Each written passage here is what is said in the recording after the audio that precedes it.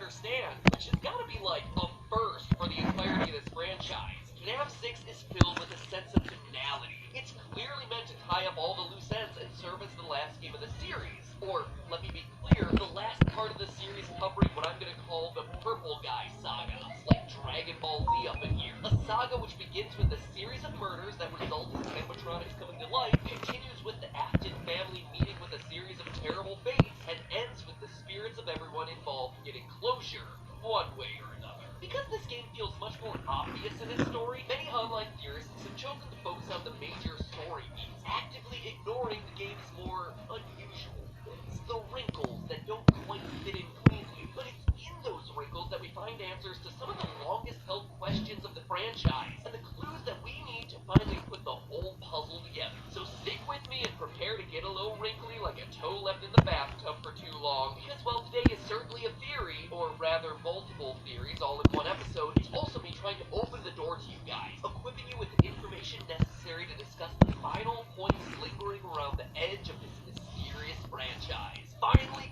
closing the book on the Purple Guy saga. Now, before I get to the deep lore here, let me quickly run through the major reveals in this game just to make sure that we're all working with the same understanding. In the aftermath of FNAF 3's Happiest Day minigame, the spirits of Freddy, Foxy, Bonnie, Chica, and Golden Freddy have all been put to rest, which left only the lingering threads of Springtrap with William Afton inside, Ennard with Baby inside, Michael Afton, I'm a living corpse who used to have robot tentacles inside, and the puppet with nothing inside. Prior to the release of this game, Scott's two websites, scottgames.com and FNAFworld.com, were talking to each other in their source code. A conversation which showed Baby and Ennard getting into a fight, and Baby basically getting voted out of the tribe, which is why in this new game the two are once again separate entities. Ennard in this game assumes the form of Molten Freddy, which, adding in this game's other new edition of Rockstar Freddy, brings the total number of different Freddy forms across the entire series to 12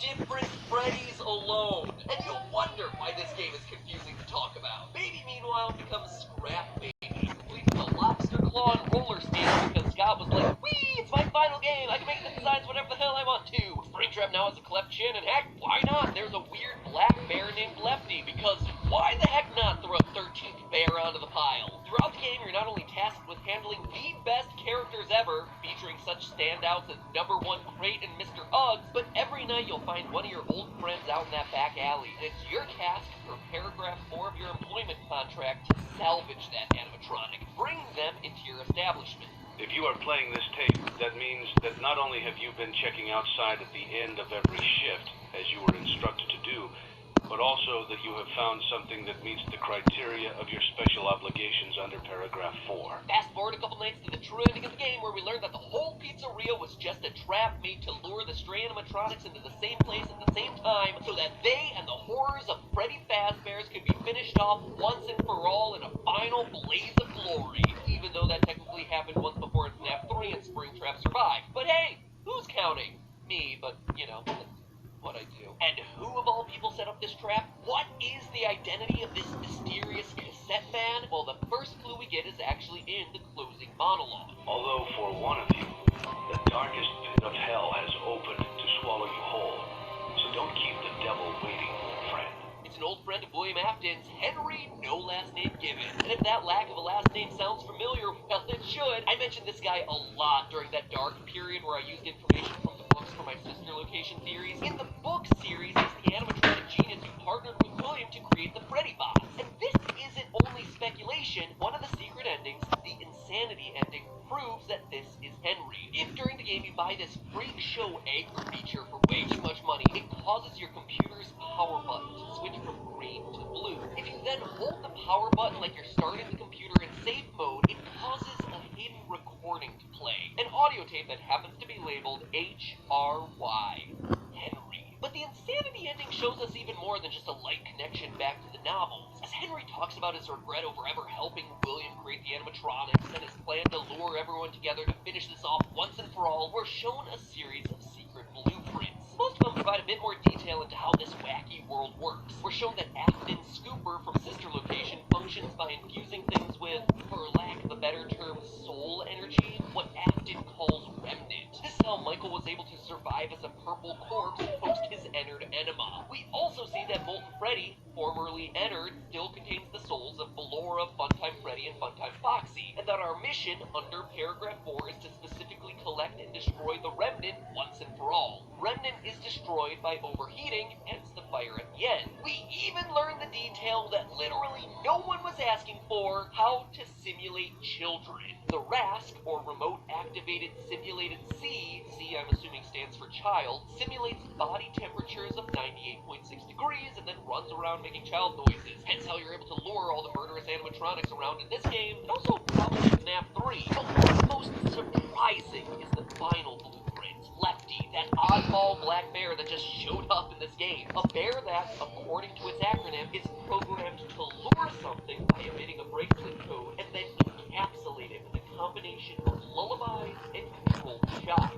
A bear suit that was made by Henry that has the sole purpose of capturing none other than the puppet. You can even tell it's already accomplished its goal if you look closely at this rare screen you sometimes get when you boot up the game. The signature striped arm of the puppet showing through the Lefty animatronic. But it doesn't stop there. If you buy and then play the security puppet minigame 3 times over the course of your week in the restaurant, you see a child trapped outside the pizzeria wearing a bracelet. The puppet, a security device of all things, is trained to respond to her specific bracelet code, green, and so it chases her outside only to find her dying in the alley.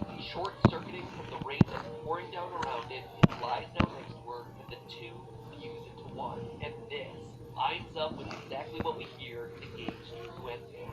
My daughter, if you can hear me, I knew you would return as well. It's in your nature to protect the innocent. I couldn't save you then, so let me save you now. It's time to rest, for you, and for those you have carried in your arms. Henry's daughter, the first victim, is the puppet. The one who gave life to everyone that came after her and gave peace to their souls in FNAF 3. Finally confirmed after I've been predicting it for 3 years since the release of FNAF 2. So, there you have it. Henry from the books is now canon in the games. His daughter is the puppet trapped inside Lefty. Everyone, including Michael, dies in the FNAF 6 fire, and Baby's name is established as Elizabeth in Henry's closing monologue. So, pretty cut and dry. I mean, if you want to get really deep, the images on the walls of the alley are actually blurry contrasts. You can tell based on the bullet points and oddly short paragraphs, which I have seen more than enough time to identify at a glance. And all of that relates back to that theme of what is paragraph 4, which has been Scott's calling card for this game. You read the imagery of the ventriloquist and clown that you also see in the alleyway isn't teasing some new game like a lot of people have been doing, but rather it's just an artistic recreation of the Acton family. William is the ventriloquist. The dummy, who looks exactly like him, represents Michael Afton, who, as we know, looks just like his father, just a smaller version of him, and has to parrot back a lot of what his father tells him to do. Elizabeth, aka Baby, is the clown, for fairly obvious reasons, and the bear on the leash is just Prime Child, the child who is trapped and held back by his family, who ultimately dies in the hands of Fredbear. FNAF 6 even offers explanations for the inappropriate costumes that were mentioned by the phone guy calls from FNAF 3. Yeah, remember those? Until replacements arrive, you'll be expected to wear contemporary costumes provided to you. Keep in mind that they were found on very short notice, so questions about appropriateness/relevance should be deflected. They're the mediocre melodies crew from this game, which also happen to match up perfectly to the other masks that you see during FNAF 3's Happiest Day minigame. A green one is Happy Frog, the pink one is Pig Patch, Mr. Hippo is purple, there's some blue one for some reason, and then Orville the elephant is the orange one with the long nose. But for as much as FNAF 6 explains, and it explains a lot pretty explicitly, it leaves open 3 huge questions. 3 questions that no one has been able to answer for the past 2 months until now. Or at least I'm pretty confident that I can answer 2 of those questions. For the third one, I'm gonna need your help. Now, you don't need too much to get that true ending. You just salvage all the animatronics and survive all the nights.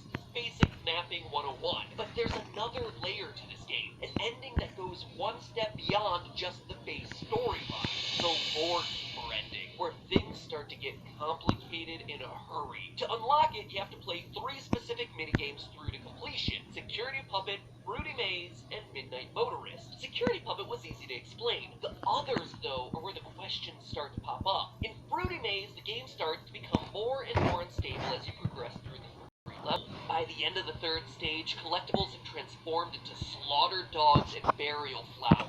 Your on-screen avatars trailing bloody footprints, and the blonde-haired, blue-eyed girl reflected in the arcade screen is crying. And for good reason, since standing behind her is none other than the purple guy, dressed in his golden best. Now, this one's confused a lot of online theorists, but in my opinion, it requires some process of elimination to solve. FNAF 6 is all about tying up loose ends, right? And at this point, the puppet set the souls of FNAF's core four of Freddy, Foxy, Bonnie, and Chica, as well as Golden Freddy free in the Happiest Day minigame. Baby, the sister location crew, Springtrap, and the puppet are all taken care of by Henry in the true ending of FNAF 6, and the 3 toy animatronics from FNAF 2, which do seem to legitimately be tied to a security database, are scrapped at the end of their game. So who or what does that leave?